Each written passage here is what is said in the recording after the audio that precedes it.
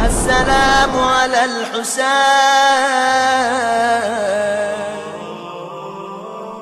کہ 72 کا اتنا مختصر تھا لشکر کربلا میں، اتنی بڑی فوج ابن زیاد نے تیار کر کے کیوں بھیجوائی؟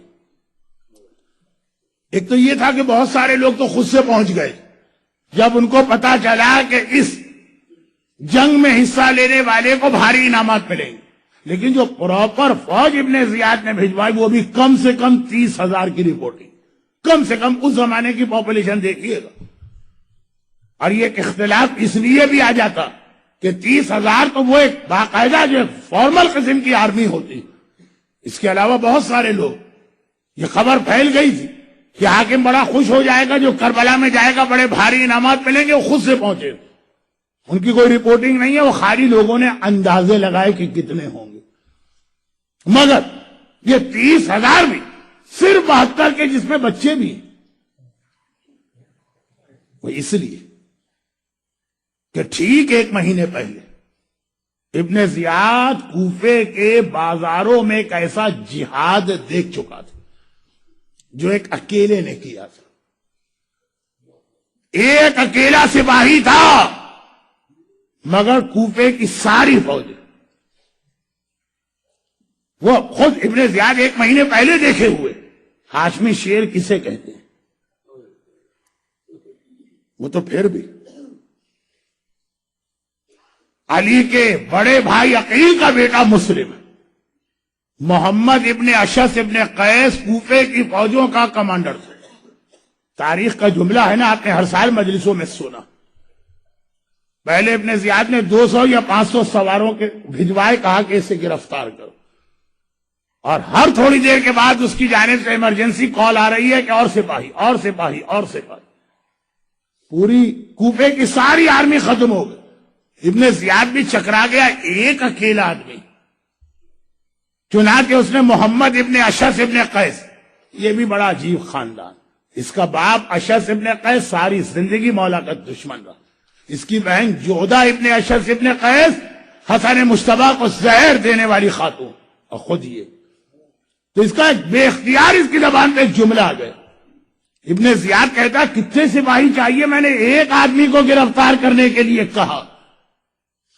تو جواب یہی تو تھا نا محمد کہ اے ابن زیاد، تو نے کوفے کے کسی بنیے یا بقال کی گرفتاری کی بات نہیں کی ہے، ایک ہاشمی شہزادے کو گرفتار کرنے کی بات کی ہے۔ اگر ساری اسلامی دنیا کی فوج بھی اسے گرفتار کر لے تب بھی غنیمت سمجھنا۔ اور حقیقت یہ ہے کہ کوفے کی ساری فوج پہنچ گئی، مگر مسلم پھر بھی گرفتار نہ ہو۔ وہ تو اگر دھوکہ دے کر اور ایک گڑھا کھود کر اور اس جانب لے جا کے مسلم کو گرفتار نہ کیا جاتا تو کوفے کی ساری فوجیں آنے کے بعد بھی گرفتاری ممکن نہ تھی۔ جس ابن زیاد نے 25 دن پہلے یہ منظر دیکھا کہ عقیل کا بیٹا اتنا بہادر ہے، تو جب یہ سوچتا ہوگا کہ جب عقیل کے بیٹے کی یہ کیفیت ہے تو حیدر کرار علی کے بیٹے عباس کی کیا کیفیت ہوگی۔ مسلم ابن عقیل کے حوالے سے آپ 9 ذی الحجہ کی مجلس میں تفصیلی مسائل سن چکے ہیں، لیکن ایام ازا میں بھی شہداء میں سب سے پہلے مسلم کا بیان اس لیے ہوتا ہے کہ آقا حسین نے مسلم کو اپنا سفیر بنایا۔ آگے آگے مسلم ہے، اس کے پیچھے پیچھے پوری حسینی فوج آ رہی۔ تو کل رات سے آنے والے کل سے مختلف شہداء کے مصائب شروع ہوں گے۔ آج بہت ہی مختصر، مسلم اور عباس، یہ 2 فرسٹ کزن، اور پھر رشتہ بہنوئی کا بھی، مولا کے داماد ہے مسلم، تو جناب عباس کے بہنوئی بھی فرسٹ کزن بھی ہیں اور ایک ایج گروپ۔ اگرچہ ہمیں معلوم ہے کہ عباس کا رتبہ بہت بلند ہے، مگر امام معصوم نے آج ہمارے اس مجمع میں کچھ ایسے زائرین بھی آ رہے ہیں جو آج تک ہمارے ساتھ ہیں، کل انشاءاللہ کربلا پہنچ رہے ہوں گے۔ تو جب کبھی بھی آپ کربلا اور کوفہ جاتے ہیں جو زیارت امام نے آقا عباس کی بتائی ہے وہ تو ہمارے بچوں کو بھی یاد ہو گئے، لیکن جو اس کے الفاظ ہیں وہی الفاظ جناب مسلم ابن عقیل کے لیے بھی امام نے استعمال کی۔ السلام علیک ایھا العبد الصالح المطیع للہ ولرسولہ ولامیر المؤمنین۔ یہ الفاظ جناب عباس کی زیارت کے، یہی الفاظ مسلم ابن عقیل کی زیارت کے۔ کربلا کے شہیدوں کا جہاد کائنات کا سب سے عظیم جہاد، مگر مسلم کا جہاد میں اس اعتبار سے عظیم کہتا ہوں کہ کربلا کے شہید جب جہاد کر رہے تھے تو ایک دوسرے کا ساتھ دینے والے تھے۔ پوری شب عاشور اصحاب امام بے شک عبادت کرتے رہے، مگر ایک دوسرے کی موجودگی میں وقتاً فوقتاً ایک دوسرے سے باتیں کرتے رہے، ایک دوسرے کا حوصلہ بڑھاتے رہے، گرچہ اس کی ضرورت نہیں تھی۔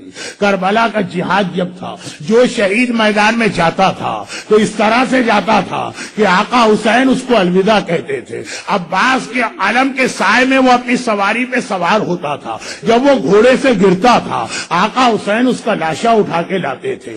جتنی دیر جہاد کرتا تھا اتنی دیر تک آقا حسین و آقا عباس اسے شاباش دیتے رہتے تھے، مگر کوفے کی گلیوں کا یہ مجاہد اکیلا تھا، تنہا تھا۔ ساری رات اس نے بھی عبادت میں گزاری، مگر یہ تنہائی کی عبادت تھی۔ جب یہ جہاد کے لیے روانہ ہوا، نہ کوئی گھوڑے پہ سوار کرانے والا ہے، نہ کوئی شاباش کہنے والا ہے۔ جب گرفتار ہوا تو اس وقت بھی کوئی نہیں جو آ کے مسلم کو جیسے حسین اور شہید کے سرانے پہنچے۔ مسلم کا جہاد اس لیے بھی عجیب ہے کہ کوفے کے کربلا کے جتنے مجاہد ہیں جب جہاد کرتے ہیں تو مقابلہ فقط تیر اور تلوار سے ہے جو میدان جنگ کے ہتھیار ہیں، مگر مسلم جب کوفے کی گلیوں اور بازاروں میں جہاد کر رہے ہیں تو تیر بھی پھینکے جا رہے، تلواریں بھی چلائی جا رہے، برچھیاں اور نیزے بھی استعمال ہو رہے، ساتھ میں مکانات کی چھت پہ کھڑی ہوئی عورتیں کوئی پتھر برسا رہی ہے اور کوئی گرم گرم پانی اور جلتی ہوئی آگ بھی پھینک رہی ہے۔ مسلم کربلا کا ایک ایسا مجاہد ہے، مسلم کربلا کا ایک ایسا مجاہد ہے جو آقا سجاد کے علاوہ باقی کربلا کے سارے شہیدوں سے اس اعتبار سے دوہرا جہاد کر بیٹھا کہ کربلا کا ہر شہید شہید تو ہوا ہے مگر قیدی بنا کے ظالم کے سامنے نہ لے جایا گیا۔ ہائے مسلم، شہادت بھی ملی ہے اور ہائے مسلم پہلے ظالم کے سامنے گرفتار کر کے بھی لے جائے گئے۔ مسلم کا جہاد اس وقت سے شروع ہوا جب مسلم نے ایک بڑا عجیب جملہ کہا۔ طوعا کے گھر میں اس ہاشمی شہزادے نے رات گزاری ہے۔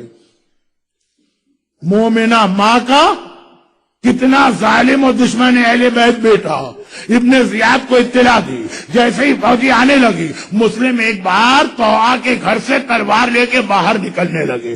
طوعا نے ایک جملہ کہا، شہزادے آپ باہر نہ جائیے، یہاں پھر بھی آپ گھر میں ہیں، محفوظ ہیں، تین طرف سے دیواریں آپ کو بچا رہی ہیں، یہاں بیٹھ کے جہاد کریں، آپ کا جہاد زیادہ دیر تک ہوگا، کھلے میں آپ جائیں گے تو ہر طرف سے آپ پہ حملہ ہوگا۔ ہاشمی شہزادہ ہے، حیدر کرار کا داماد ہے، ایک مرتبہ کہتا ہے لیکن طوعا مجھے ڈر ہے کہ میری وجہ سے یہ بے حیا فوج تیرے گھر میں داخل نہ ہو جائے اور تیری بے پردگی نہ ہو جائے۔ اے مسلم، آج ایک ضعیفہ اور مومنہ کے پردے کا اتنا خیال، ارے ایک بار شام غریبہ کربلا میں آ کے دیکھیے، یہ رسول کی بیٹی زینب ہے، وہ حسین کی بیٹی سکینہ ہے، اور کس طرح یہ فوج بے حیا خیموں میں داخل ہوئی۔ مسلم کا جہاد شروع ہوا، بڑا عجیب جہاد جس کا اختتام دھوکے سے گرفتار کیا گیا، دربار ابن زیاد میں لے جائے گئے۔ دربار ابن زیاد میں مسلم پہنچے تو ایک راوی نے بڑا عجیب جملہ نقل کیا۔ کئی سال بعد مدینے میں آقا سجاد کی خدمت میں ایک آدمی آتا، کہا مولا میں کوفے کا رہنے والا ہوں، اس دن بھی دربار میں تھا جس دن مسلم گرفتار کر کے لائے گئے تھے، اور اس دن بھی دربار میں تھا جس دن آپ گرفتار کر کے لائے گئے۔ مولا یقیناً مسلم بہت بہادر ہیں، آپ کے چچا ہیں مگر ہیں تو غیر معصوم، آپ تو امام معصوم ہیں، پھر اتنا فرق کیوں ہو گیا کہ مسلم گرفتار بے شک تھے، زخمی بے شک تھے، مگر سینہ تان کے آئے تھے، کمر بالکل سیدھی تھی، ابن زیاد کی آنکھوں میں آنکھیں ڈال کے بات کر رہے تھے۔ لیکن مولا جس دن آپ آئے تو کمر جھکی ہوئی ہے، سینہ سکڑا ہوا ہے، نگاہیں زمین پر ہے۔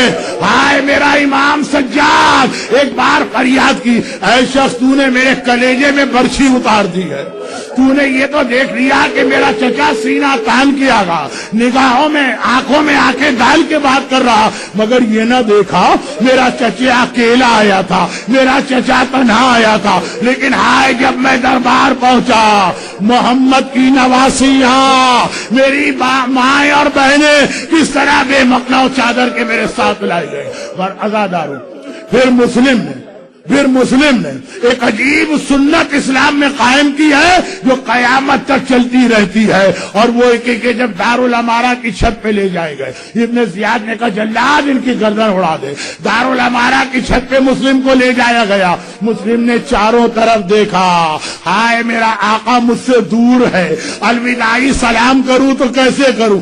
وہیں محل کی چھت پہ کھڑے کھڑے راہ کوفے کا رخ کیا، آواز دی السلام علیکم یا ابا عبداللہ۔ آقا اپنی جگہ سے کھڑے ہوئے اور پلٹ کے کوفے کو دیکھا، وعلیک السلام یا اخی، بھائی مسلم تم بھی میرا سلام قبول کرو۔ مسلم نے بتا دیا اے مومن، اگر آقا تک پہنچنا کبھی مشکل ہو، جہاں بیٹھے ہو وہیں سے آقا کو سلام کرو، یہ سنت مسلم بن کے سلام وہاں تک پہنچے گا۔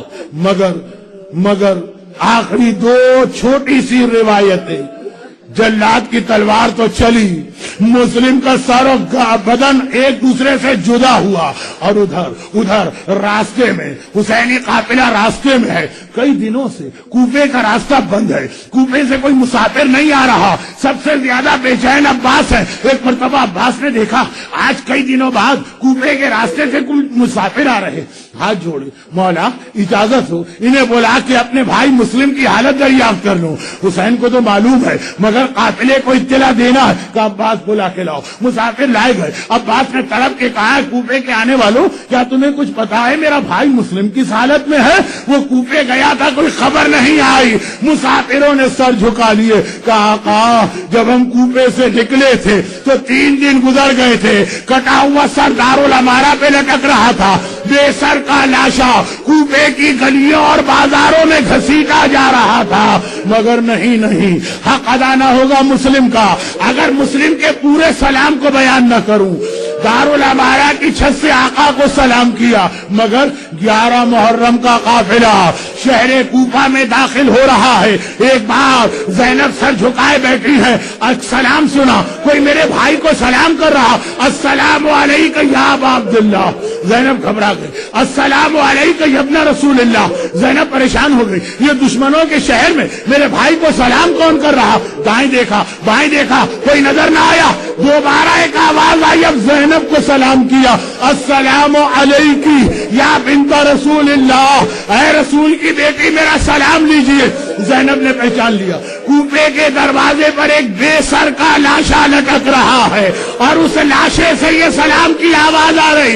زینب نے گھبرا کے پوچھا اے شخص تو ہے کون جو مجھے سلام کر رہا؟ جواب آیا شہزادی آپ نے اپنے بھائی مسلم کو نہ پہچانا، ارے میں آپ کا سفیر 1 مہینے سے یہاں آپ کا انتظار کر۔